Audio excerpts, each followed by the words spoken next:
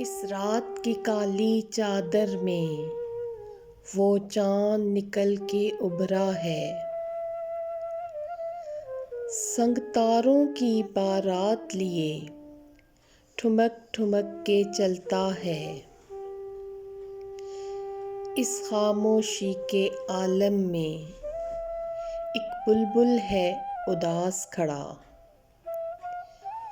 कुछ गुजरे लम्हों की याद में आँख से आंसू छलक पड़ा।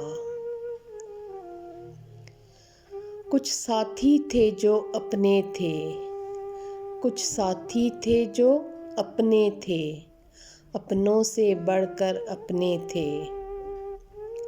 संग चलते चलते बिछड़ गए, ना जाने किधर को निकल गए, ना जाने किधर को निकल गए। इस रात की काली चादर में वो चांद निकल के उभरा है।